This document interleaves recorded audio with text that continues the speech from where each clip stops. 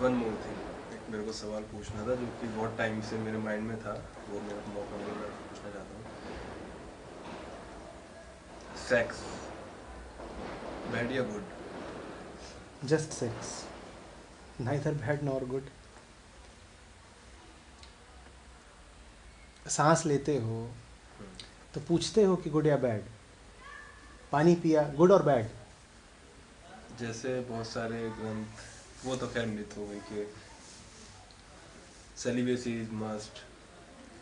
Celibacy is a must, मैं बिल्कुल कह रहा हूँ, पर सेलिबेसी का मतलब होता है रिमेन सेलिबेट, ब्रह्मचारी, जो ब्रह्म में जिए। ब्रह्म माने हकीकत, जो हकीकत में जिए वो ब्रह्मचारी है। ब्रह्मचारी का ये मतलब थोड़ी है कि जो सेक्स नहीं करता। ये किसने बता दिया? जो सत्य में जिए वो ब्रह्मचारी है। कृष्ण ब्रह्मचारी नहीं हुए फिर तो? कृष्ण से बड़ा ब्रह्मचारी कौन है? अगर ब्रह्मचारी की यही परिभाषा है कि वो कभी सेक्स संभोग न करे, तो फिर तो कृष्ण ब्रह्मचारी हुए ही नहीं। ये तो बड़ा गड़बड़ हो गया। तुमने अवतार को ही कह दिया है ब्रह्मचारी नहीं है। ब्रह्मचारी माने जो ब्रह्मचर्या करे। ब्रह्म जैसे दिनचर्या होती है ना, दिनचर्या, दिन बीतता है, वैसे ही जो ब्रह्म में लगातार जिए वो ब्रह्मचारी। सेक्स अच्छा बुरा नहीं होता बेटा। आप जैसे हो आपका सेक्स वैसा ही होता है। उसी आतंकवादी का उदाहरण ले लेते हैं। वो पानी पिएगा और कहेगा अब गला तर हो गया, कहाँ है मेरी AK-47? वो गोली मारेगा पानी पी के। आप जैसे हो, आपके जीवन में सब कुछ वैसे ही रहेगा। आप अगर उलझे हुए हो तो आपका सेक्स भी उलझा हुआ रहेगा। आप अपनी सारी जो जीवन भर की उलझन है वो आप सेक्स पर भी डाल दोगे। आप सुलझे हुए हो तो आपका सेक्स भी सुलझा हुआ रहेगा। जीवन में जैसे एक प्रवाह होता है वैसे सेक्स में भी एक प्रवाह रहेगा। प्रवाह समझते हो? फ्लो। सोचना नहीं पड़ेगा, फिर उसके लिए विचार नहीं करना पड़ेगा। आपके जीवन में हर चीज़ के लिए उलझाव है, डिसीजन ही नहीं ले पाते, गुड बैड राइट रॉन्ग सोचते हो, तो आप सेक्स के लिए भी सोचोगे good bad right wrong. Sex कोई बड़ी बात है ही नहीं। जैसे अभी कहा ना कि सांस लेने के लिए नहीं सोचते कि लें कि न लें, अपने आप हो जाता है। अगर सही ज़िंदगी जी रहे हो, अगर सत्य के साथ हो, वही ऑब्जर्व कर रहे हो, हकीकत के साथ हो, तो सेक्स सोचने की बात नहीं होगी। होगा तो होगा, नहीं होगा तो नहीं होगा। जब हो रहा होगा तो तुम रोकने नहीं आओगे। तुम नहीं कहोगे गलत चीज़ है, अच्छी बात है, बुरी बात है। तुम कहोगे ठीक है, जैसे पूरा दिन बीता वैसे ही अब ये हो रहा है। और जब नहीं हो रहा होगा तो तुम खींचोगे नहीं कि सेक्स क्यों नहीं मिल रहा है।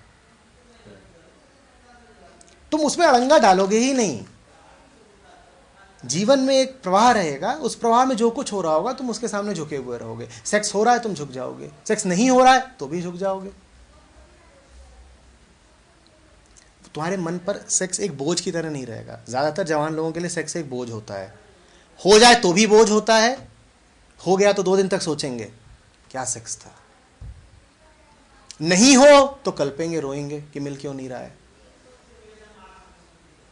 बात समझ रहे हो? सेक्स क्या कुछ भी बोझ नहीं होना चाहिए। जो मन पे चढ़ गया वही बोझ हो गया।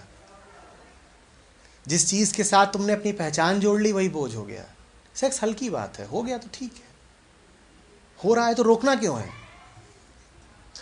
मैंने ये बहुत सारी बुक्स पहले, मतलब ये सब बुक्स आती हैं हमारी धार्मिक, ये सब टाइप की, मैंने इन सब बुकों में देखा है कि ब्रह्मचर्य है, ये बहुत, ये शांति के लिए बहुत ज़रूरी है, और ये सब चीज़ों से साधु को दूर रहना चाहिए, लड़कियों से दूर रहना चाहिए। मैंने अपने मतलब छोटे टाइम में ये सारी चीज़ें बहुत पढ़ी हैं। तो ये सवाल था एक जब मेरे साधु मन कहा में। जाता है ना और लड़की कहा जाता है तो उसका अर्थ होता है पुरुष और प्रकृति। इसीलिए ये सारे ग्रंथ किसी गुरु के साथ हुए बिना नहीं पढ़ने चाहिए, भ्रम हो जाता है। ये ग्रंथ संकेतों में बात करते हैं। हम क्या करते हैं कि हम आम भाषा से ही उनका अर्थ निकाल लेते हैं। प्रचलित धारणा यही रहती है ना कि किताब तो है, कोई भी पढ़ सकता है, मुझे किसी गुरु के पास जाने की ज़रूरत क्या, मैं भी किताब उठा के खुद ही पढ़ लूँगा। तुम पढ़ तो लोगे, अर्थ का अनर्थ कर लोगे। ये बात बिल्कुल ठीक है कि साधु को स्त्री से दूर रहना चाहिए, पर जब स्त्री कहा जा रहा है उसका मतलब है प्रकृति, जब साधु कहा जा रहा है उसका मतलब है पुरुष। प्रकृति में देह भी आती है, पुरुष कौन है? वही जो चाय पी रहा है, ग्रीन टी, उसे कहा जाता है पुरुष। प्रकृति मतलब वो सब कुछ जो हिलता है, डुलता है, जो गतिमान है, जो हो रहा है, उसमें देह भी आती है। मतलब ये है इसका कि जो तुम्हारा चाय पीने वाला है वो सब कुछ देख रहा है, सेक्स को भी होते हुए देख रहा है, अड़ंगा नहीं डाल रहा। सेक्स नहीं हो रहा तो क्या कर रहा है? चाय पी रहा है। सेक्स हो भी रहा है तो भी वो क्या कर रहा है? चाय। अभी मजेदार बात है नहीं, तुम सेक्स के बीचों बीच हो, एकदम ऑर्गेज्मिक हालत में हो, लेकिन अभी भी भीतर कोई जो शांत है, वो चाय पिए जा रहा है, उसको साधु कहते हैं। कि उसको सेक्स से कोई मतलब नहीं, वो स्त्री से दूर था। तुम्हारा जो शरीर था, तुम्हारा जो लिंग था, वो शरीर वो स्त्री के पास था। तुम शरीर में स्त्री के पूरा समा गए थे, लेकिन कोई था जो नहीं समाया था। कौन था जो नहीं समाया था? जो चाय पी रहा है। जो चाय पी रहा है। वो देख रहा था, हाँ अब ये औरत का शरीर है, ये खुला है, अब मैं संभोगरत हूँ, अब मैं इसके शरीर में प्रवेश कर रहा हूँ। लेकिन साधु बैठ के चाय पी रहा है, वो दिल में बैठा हुआ है, वो ये सब देख रहा है। इसको कहा गया है कि साधु स्त्री से दूर रहता है। शरीर नहीं दूर रहता, साधु दूर रहता है। साधु कहाँ है? साधु यहाँ है, दिल में, वो ऑब्जर्वर है। Observe even when you are having sex, इसी को साधुता कहते हैं। यही ब्रह्मचर्य है। कि जब मैं सेक्स भी कर रहा हूं तो भी उसका ऑब्जर्वर हूं, खो नहीं गया, पागल नहीं हो गया। भीतर कुछ है जिसे कोई औरत नहीं छू सकती। मैं कितने भी सेक्सुअल एक्साइटमेंट में हूं, पर भीतर कुछ है जिसे दुनिया की कोई औरत कभी छू नहीं पाएगी, कभी नहीं छू पाएगी। इसी को साधुता कहते हैं। इसी को कहा गया है कि साधु स्त्री की संगति नहीं करता। अगर साधु स्त्री की संगति नहीं करता तो इतने ऋषि थे, वो बीवियां क्यों रखे हुए थे? उपनिषदों के ऋषि हुए हैं जिनके आश्रमों में उनकी एक नहीं अनेक बीवियां रहती थी, उनके बच्चे हुए हैं, और जो उनके बच्चे हुए हैं वो भी फिर बड़े होकर ऋषि हुए हैं। तो वो बच्चे कहाँ से आ गए? अगर साधु को स्त्री की संगत नहीं करनी तो बच्चे कहाँ से आए?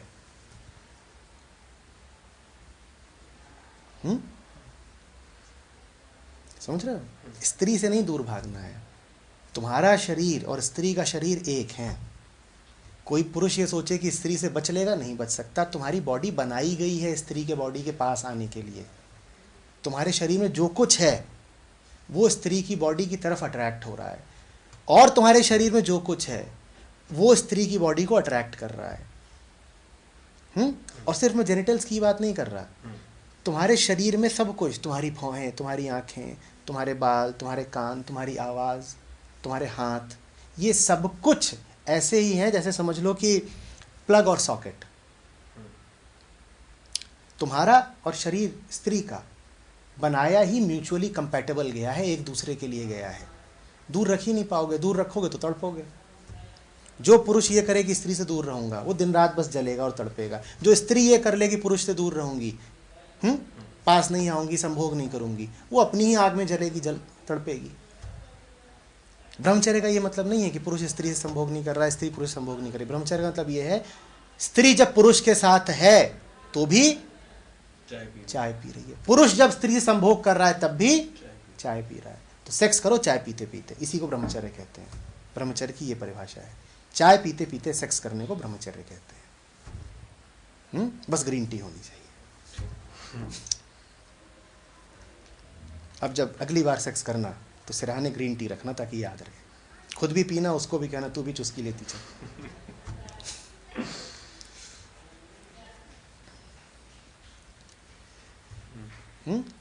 मन साफ रखो, सही लड़की अपने आप जीवन में आएगी और सही लड़की ही चुनोगे। मन साफ रखो तो उस सही लड़की के साथ सही मौका क्या है संभोग का, ये भी जान जाओगे। फिर सब सही होता है। मन साफ रखो, और मन को एक ही चीज़ साफ रखती है कि सच से प्यार है, सच के अलावा प्यार नहीं किसी से। सच से प्यार है, इसीलिए हमेशा सच्चाई को देख रहे हैं, इसी को ऑब्जर्वेशन कहते हैं। सच से प्यार को ही भक्ति भी कहते हैं, ज्ञान भी कहते हैं, सब कुछ यही है। झूठ पसंद ही नहीं भाई हमें। झूठ वो नहीं जो जबान से निकलता है, झूठ वो जिसको मन पकड़ लेता है। सच से प्यार है। अभी बात क्या है साफ देखनी है, पर्दे नहीं चाहिए। हकीकत बताओ, हकीकत, पर्दे नहीं चाहिए। और हकीकत कोई और नहीं बताएगा, हमारा अपना जो साफ दिल होता है वही हकीकत बता देता है।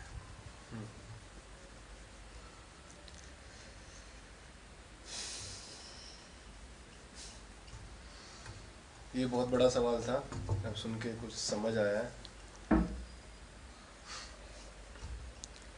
मतलब सब कुछ होता था लेकिन बाद में एक टाइप का वो रहता था गिल्ट, यार मैंने शायद कुछ सही नहीं करा। और सेक्स से ज़्यादा गिल्ट तो हमें किसी चीज़ की होती ही नहीं, है ना। तो बिकॉज ये मैंने मतलब सुन रखा है कि ये सब चीज ये सही नहीं है, सही नहीं है, फिर भी गिल्ट ये एक फैक्टर था जिससे गिल्ट होता था।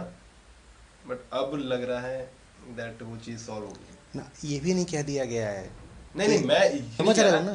कि नहीं वो नहीं, मैं समझ गया आपकी बात, लेकिन पहले जो ये होता था गिल्ट होता था तो इट इज़ फाइन। मेरी इन कई सारी बातों को मिसयूज़ मत कर लेना।